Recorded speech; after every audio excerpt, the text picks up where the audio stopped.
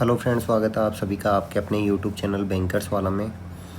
अभी financial awareness का एक इम्पोर्टेंट टॉपिक जो अभी गवर्नमेंट ने अभी आप लोगों ने देखा होगा, एक स्कीम लॉन्च की है ECLGS 5.0। तो जो भी इम्पोर्टेंट टॉपिक रहेंगे कंटिन्यूसली हम वो वीडियो लाते रहेंगे जो इम्पोर्टेंट होंगे हमारे सभी तरह के बैंकिंग के जो एग्ज़ाम होंगे उन सभी के लिए ये इम्पोर्टेंट रहने वाले हैं। तो फाइनेंशियल अवेयरनेस से जुड़े जितने भी टॉपिक्स हैं उन सबको आप यहाँ पे पढ़ते रहिएगा। काफ़ी इम्पोर्टेंट सेशन ये हमारे होने वाले हैं और एग्ज़ाम में भी इन सभी टॉपिक्स में से कुछ ना क्वेश्चन ज़रूर आएंगे, तो पढ़ते रहिएगा इनको। आज हम टॉपिक जो लेने वाले हैं वो है ECLGS स्कीम 5.0 जो गवर्नमेंट ने अभी रिसेंटली मई मंथ के अंदर ही जारी की है। तो सबसे पहले अपन देख लेते हैं इसकी फुल फॉर्म। ECLGS 5.0 इसका पूरा नाम है emergency credit line guarantee scheme 5.0। 5.0 इस वजह से क्योंकि पहले भी इकोनॉमी को सपोर्ट करने के लिए गवर्नमेंट ने इमरजेंसी क्रेडिट लाइन जो है वो दी है, जैसे कोविड वगैरह में दी है, उसके बाद में लोन्स वगैरह को रीस्ट्रक्चर किया था, उसके लिए भी गवर्नमेंट ने हेल्प की है। तो ये जो फेज 5 है तो इसको नाम दिया गया है ECLGS 5.0। सबसे पहले हम देख लेते हैं, ये फंड बेस स्कीम रहेगी। मैनेज किया जाएगा इसको NCGTC के द्वारा। NCGTC किसके अंडर में काम करती है? यह है गवर्नमेंट ऑफ इंडिया DFS। इसके अंडर में ये काम करती हैं। फुल फॉर्म देख लेते हैं, बहुत इंपॉर्टेंट है। National credit guarantee trust company. तो इसके द्वारा सपोर्टेड ये स्कीम है ECLGS emergency credit line guarantee scheme. मैं लिख भी देता हूँ इसको।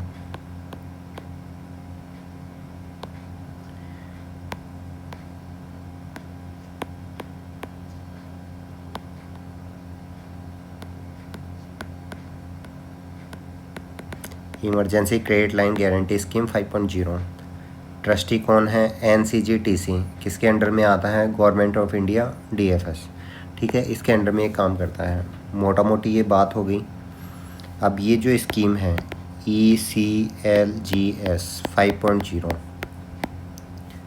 ये क्यों लॉन्च की है गवर्नमेंट ने? साथ के साथ नोट्स वगैरह बनाते चलना और चीज़ों को समझते हुए चलना। टू प्रोवाइड,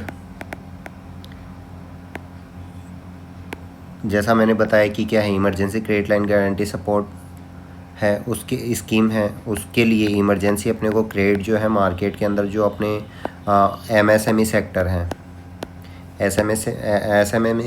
MSME सेक्टर और नॉन MSME इंक्लूडिंग क्या है, एयरलाइन, इन सेक्टर को अगर इमरजेंसी क्रेडिट ज़रूरत पड़ रही है। वो ज़रूरत क्यों? क्योंकि जो है रसिया यूक्रेन वगैरह, इराक USA का, इनका जो अभी युद्ध वगैरह की जो सिचुएशन वगैरह चल रही है, उनके अंदर जो हमारे ये जो बड़े सेक्टर हैं MSME और नॉन MSME जिसमें एयरलाइन सेक्टर भी आता है, तो इससे रिलेटेड जो भी सेक्टर हों उनको अगर क्रेडिट की, इमरजेंसी क्रेडिट की ज़रूरत है तो गवर्नमेंट ने उनको इमरजेंसी फंड्स वगैरह प्रोवाइड करवाने के लिए ECLGS स्कीम 5.0 ये लॉन्च की है। मेन मोटो क्या है कि इमरजेंसी क्रेडिट अपने को सपोर्ट देना है ताकि क्या है, फाइनेंशियल क्राइसिस मार्केट में ना आए। उसी के लिए यहाँ पे ये स्कीम लॉन्च की है गवर्नमेंट ऑफ इंडिया ने।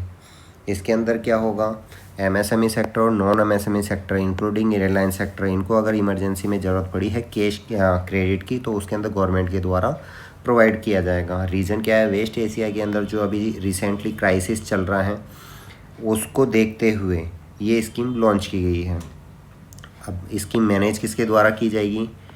NCGTC। तो ये नाम इम्पोर्टेंट है यहाँ पे, याद रखना। National credit guarantee trustee company limited ये है। ये किसके अंडर में आती है? Government of India DFS। ठीक है, तो ये मोटा मोटी चीज़ है जो अपने को यहाँ पे याद रखनी है। अब ECLGS स्कीम, इसमें अगर आपको पूछ ले किसके लिए, तो MSME नॉन MSME सेक्टर के लिए, जिसमें एयरलाइन सेक्टर भी हैं। अब MSME सेक्टर को क्या है, 100% यहाँ पे क्रेडिट सपोर्ट दिया जाएगा और एयरलाइन सेक्टर को कितना है, 90% यहाँ पे सपोर्ट दिया जाएगा। इन्होंने अमाउंट भी यहाँ पे फिक्स कर रखी है, उसके बारे में बात कर लेते हैं।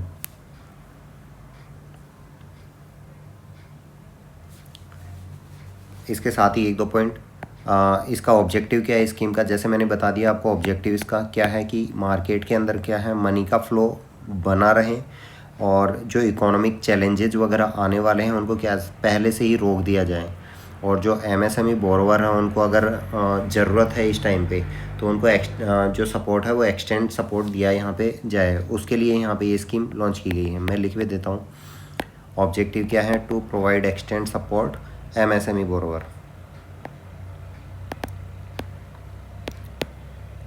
Extend support to MSME borrower, ठीक है, ताकि क्या हो अगर उनको इमरजेंसी क्रेडिट की ज़रूरत है तो वहाँ पे उनके बिज़नेस वगैरह है वो रन होता रहे, उसी के लिए यहाँ पे ये स्कीम लॉन्च की गई है। और ये इसकी ड्यूरेशन क्या है, इसकी लास्ट ड्यूरेशन है 31/3/2027, मतलब ये जो फाइनेंशियल ईयर है जो ख़त्म होगा 31/3/27 को, वहाँ तक की इसकी ड्यूरेशन यहाँ पे दी हुई है। टोटल इसके अंदर अमाउंट कितना है, जो ये सपोर्ट गवर्नमेंट ने दिया, इमरजेंसी क्रेडिट लाइन सपोर्ट जो गवर्नमेंट लेके आई है, ये टोटल अमाउंट 2.55 लाख करोड़ ये टोटल अमाउंट है। अब इसमें गवर्नमेंट क्या करेगी, प्रेजेंट सिनेरियो को देखते हुए उन्होंने कुछ अमाउंट अभी रिलीज किया है और कुछ अमाउंट ये क्या है ट्रेंच के अंदर देगी। जैसे गवर्नमेंट ने बोला कि 2.55 लाख करोड़ हम यहाँ पे देंगे, इसके अंदर क्या होगा 1.05 लाख करोड़ तो क्या होगा इंस्टेंट इन्होंने रिलीज कर दिया है।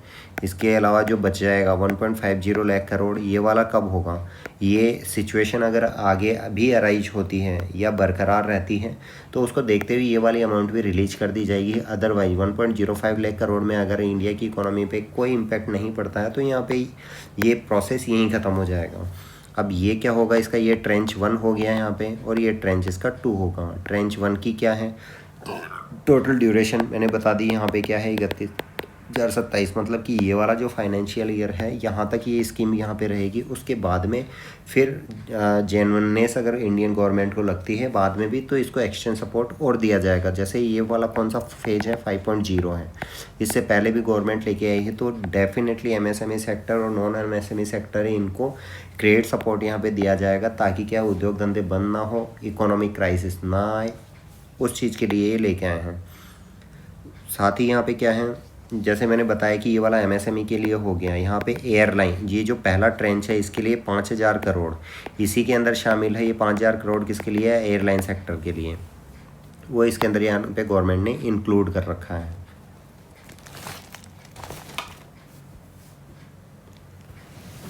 मैक्सिमम ड्यूरेशन मैंने बता दिया 31/3/2027।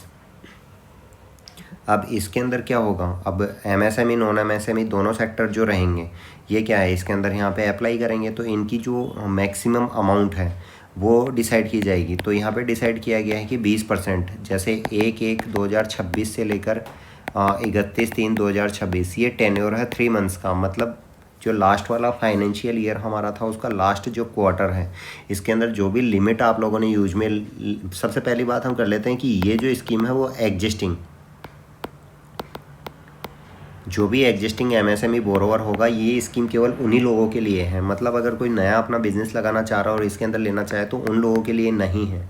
जो भी एग्जिस्टिंग यहाँ पे बोरोवर है, जो एमएसएमई और नॉन एमएसएमई जिन्होंने लोन यहाँ पे ले रखा है उन लोगों के लिए वाली स्कीम यहाँ पे लॉन्च की गई है ताकि उनका जो बिज़नेस है वो कंटिन्यूसली ग्रो करता रहे और किसी तरह का इम्पैक्ट जो वेस्ट एशिया में क्राइसिस वगैरह चल रहे हैं, युद्ध वगैरह अभी बाहर की कंट्रियों के अंदर चल रहे हैं, तो इंडियन इकोनॉमी के ऊपर ज़्यादा इम्पैक्ट उनका ना पड़े को बचाने के लिए यहाँ पे ये स्कीम लॉन्च की गई। जो एग्जिस्टिंग एमएसएमई बोरोवर वगैरह हैं उनको यहाँ पे थोड़ा सपोर्ट, यहाँ पे क्रेडिट लाइन सपोर्ट मिले उसके लिए यहाँ पे ये स्कीम लॉन्च की गई है।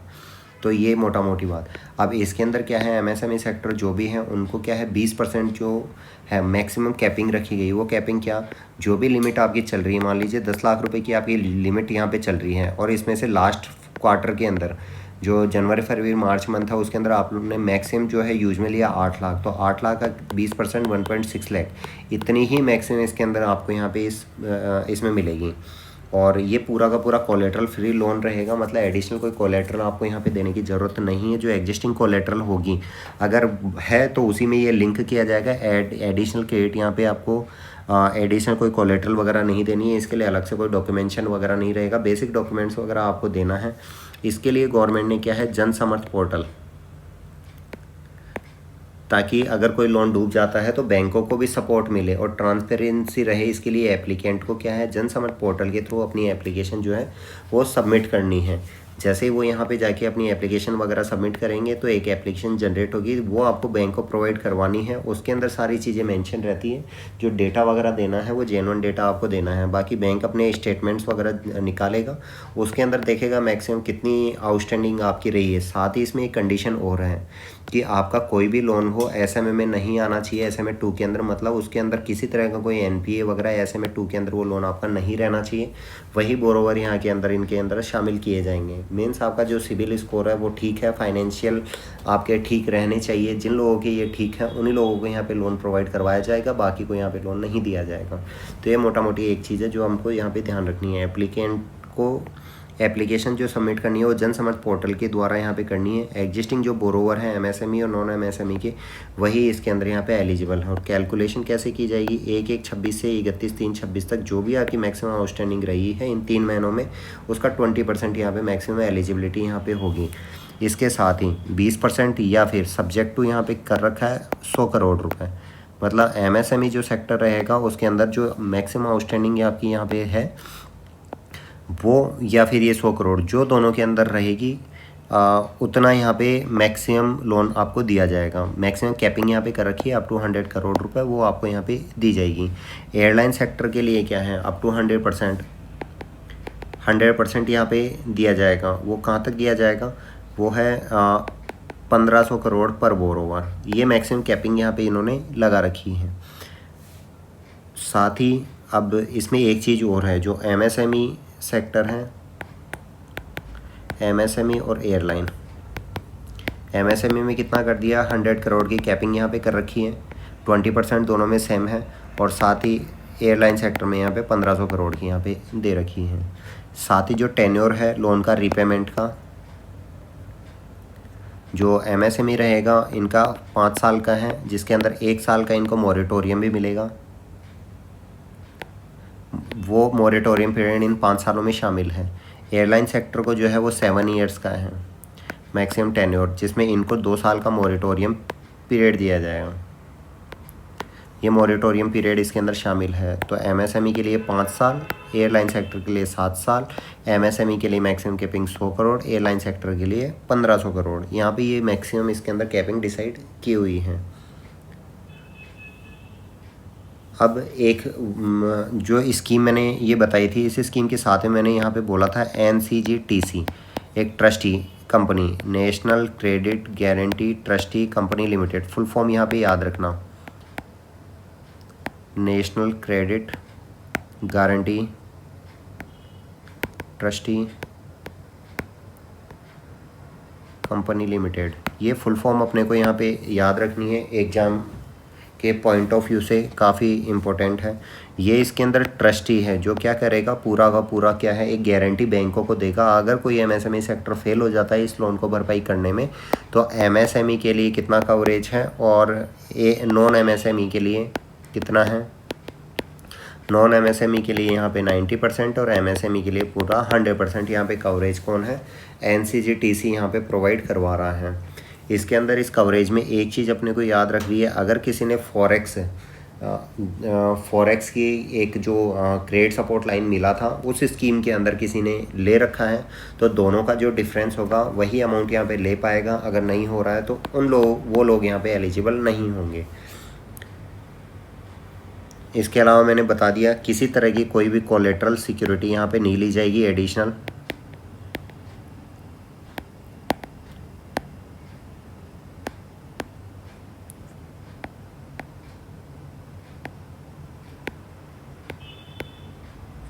कोई भी एडिशनल सिक्योरिटी यहाँ पे नहीं ली जाएगी। कुछ इंडस्ट्री हैं जो इस स्कीम के अंदर यहाँ पे कवरेज नहीं होगी, उनका भी अपन देख लेते हैं।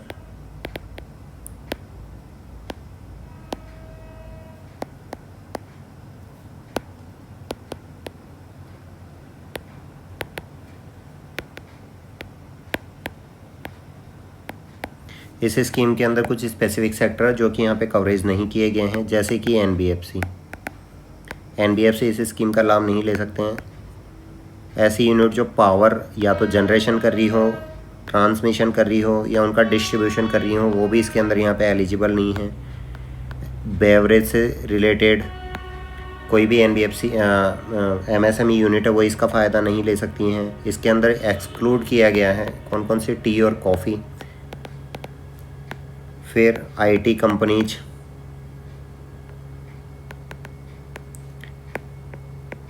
शुगर और इथेनॉल मैन्युफैक्चरिंग में लगी हुई यूनिट्स। इसके अलावा टेलीकॉम से रिलेटेड जो टेलीकॉम सर्विसेज प्रोवाइड करवाती हैं वो कंपनियां, वो यहाँ पे नहीं ले सकती हैं। टोटल 8 थी, 1 2 3 4 5 6। इसके अलावा एजुकेशनल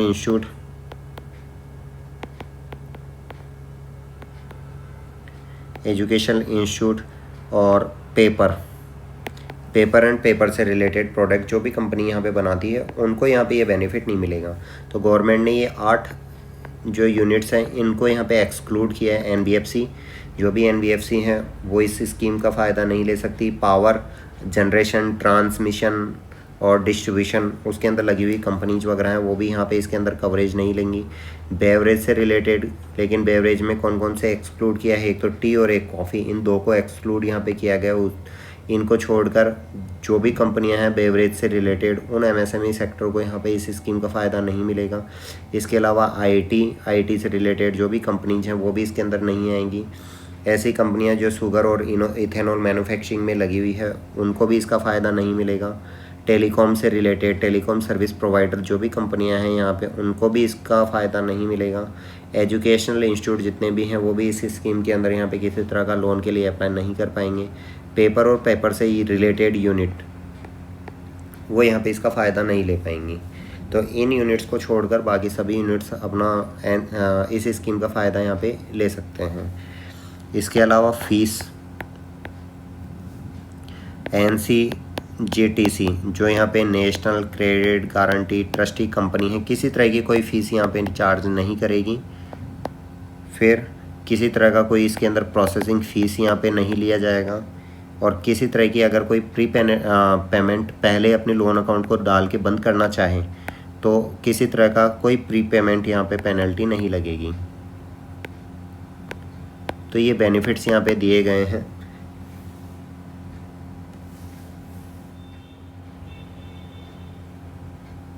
अब इसके अंदर मैंने आपको बताया कि यहाँ पे कैलकुलेशन की जाएगा 20% टोटल आउटस्टैंडिंग जो आपने कब से 1/1/26 से लेकर 31/3/26 तक जो भी आपने यूज में लिया हो, जो मैक्सिमम आउटस्टैंडिंग अमाउंट रहेगी उस मैक्सिमम अमाउंट का 20% आपको यहाँ पे दिया जाएगा। अब ये कैलकुलेशन के लिए कौन सा प्रोडक्ट है, यहाँ पे एग्जिस्टिंग जो कस्टमर मैंने बताया ये स्कीम सिर्फ एग्जिस्टिंग कस्टमर के लिए होंगी। एग्जिस्टिंग जो SME बोरोवर होंगे उन्हीं के लिए हैं। तो इसके अंदर जिसने भी यहाँ पे CCOD है ना, WCDL, WCTL ये ले रखा होगा, सिर्फ उन्हीं लोगों को यहाँ पे फैसिलिटी ये वाली क्रेडिट सपोर्ट मिलेगा। अब इसमें CC मतलब कैश क्रेडिट, ये ओवरड्राफ्ट, ये WCDL क्या है, working capital demand loan, working capital term loan. तो ये लोन है। आगे के जो सेशन होंगे इनके बारे में भी हम यहाँ पे बात कर लेंगे।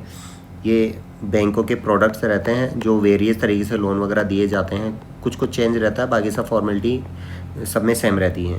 तो जिसने भी यहाँ पे CC ले रखा है, कैश क्रेडिट ले रखा है, ओवरड्राफ्ट फैसिलिटी ले रखा है, वर्किंग कैपिटल डिमांड लोन ले रखा है, वर्किंग कैपिटल टर्म लोन ले रखा है, उन लोगों को यहाँ पे ये वाली फैसिलिटी यहाँ पे मिलेगी। फिर मैंने बता दिया कि अकाउंट जो है, अकाउंट कैसा रहना चाहिए, किसी तरह का उसमें ड्यू NPA वगैरह नहीं रहना चाहिए, मतलब अकाउंट स्टैंडर्ड रहना चाहिए। जिन लोगों का अकाउंट स्टैंडर्ड होगा उन्हीं लोगों के लिए यहाँ पे मिलेगा, अदरवाइज उन लोगों को यहाँ पे किसी तरह कोई बेनिफिट इसमें नहीं मिलेगा। फिर ROI की बात कर लेते हैं। अब गवर्नमेंट ने ROI जो है मैक्सिमम कितनी है, मैक्सिमम आप 9% के आसपास तक जा सकते हो। ये रेट ऑफ इंटरेस्ट यहाँ पे रहने वाला है। कोलेटरल फ्री लोन आपको मिल रहा है 9% की रेट ऑफ इंटरेस्ट के ऊपर मिल रहा है, 20% यहाँ पे जिसके लिए कोई कोलेटरल आपको देनी नहीं है। तो काफ़ी अच्छी स्कीम है जो MSME सेक्टर को बहुत सपोर्ट यहाँ पे देगी। फिर मैंने बता दिया इसके अंदर कि अप्लाई अगर आपको करना है तो अप्लाई कैसे करना है। पोर्टल है जनसमर्थ,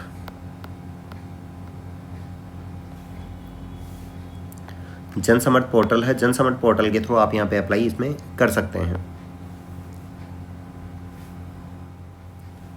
तो अप्लाई की प्रोसेस क्या रहेगी, जनसमर्थ पोर्टल पे जाके अपना 5 मिनट की प्रोसेस है जिसमें एक एप्लीकेशन निकलेगा जनसमर्थ पोर्टल पे। जनसमर्थ पोर्टल पे आपके पास में ये 2 चीज़ होना मैंडेटरी, एक तो उद्यम और दूसरा आधार। आधार के अंदर क्या है, आपका जो मोबाइल नंबर है वो रजिस्टर्ड होना चाहिए क्योंकि OTP वगैरह रहेगा। उद्यम में जो रजिस्टर्ड मोबाइल नंबर और आधार में मोबाइल नंबर है सेम है, इसके थ्रू आपके पास में OTP आएगा और आपकी एप्लीकेशन यहाँ सबमिट होगी। वो एप्लीकेशन आपको बैंक के अंदर देनी है, फिर आगे की जो उनकी प्रोसेस होगी उसके आधार पर आपका अप्रेजल नोट वगैरह बनेगा और लोन का जो क्राइटेरिया अगर आप फुलफ़िल करते हैं तो डेफिनेटली ये शॉर्ट प्रोसेस है। ये मान लो विद इन 1-2 डेज़ के अंदर ही आपका यहाँ पे ये लोन हो जाएगा।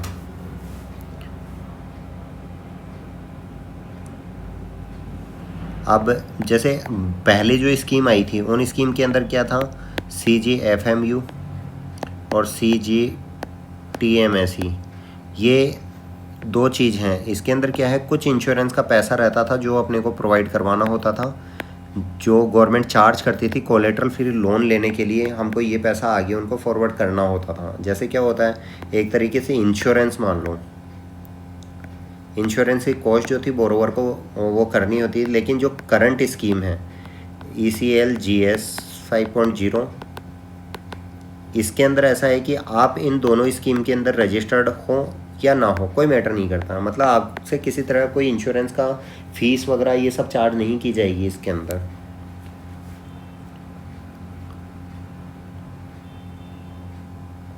और एक इसके अंदर है कि किसी ने CGSE, अगर इसके अंदर यहाँ पे बेनिफिट ले रखा है, CGSE क्या है, एक्सपोर्ट, जो भी लोग एक्सपोर्ट में डील करते हैं तो उन लोगों को भी लोन की बहुत सारे प्रोडक्ट है जो बैंक प्रोवाइड करवाता है। तो क्रेडिट गारंटी फैसिलिटी फॉर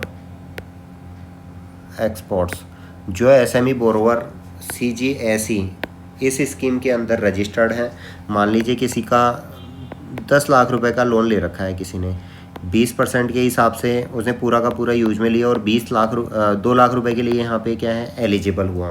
लेकिन CGSE स्कीम थी, इसके अंदर से पहले ही उसने 1.5 लाख रुपए यहाँ पे ले रखा है। तो इन दोनों का जो डिफरेंस होगा 50,000 रुपये, वो नई वाली जो अपनी स्कीम है ECLGS 5.0, इसके अंदर यहाँ पे अप्लाई करके इसका बेनिफिट ले सकता है। अगर किसी ने पहले ही इतना बेनिफिट ले रखा है तो वो यहाँ पे एलिजिबल नहीं होगा। ठीक है, ये इसके अंदर ध्यान रखना है। फिर उद्यम का मैंने बता दिया कि यहाँ पे क्या है, उद्यम मैंडेटरी है। अगर मान लो उद्यम नहीं है तो एक UAC होता है, इसमें रजिस्टर्ड अगर है तो वो भी यहाँ पे बेनिफिट ले सकते हैं। UAC क्या है, उद्यम असेट सर्टिफिकेट।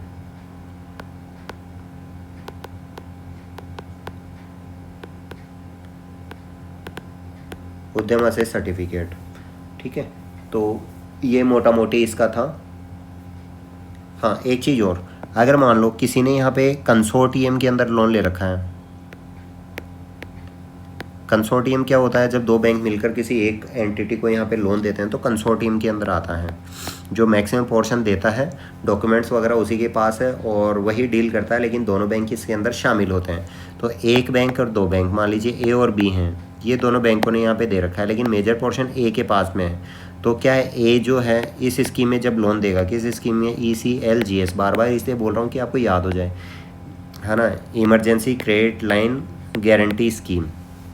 अगर इसके अंदर यहाँ पे किसी ने लोन के लिए अप्लाई किया है तो A इसको दे तो देगा, लेकिन B से इसको क्या है NOC लेनी पड़ेगी। बस इतना सा इसके अंदर ध्यान रखना है।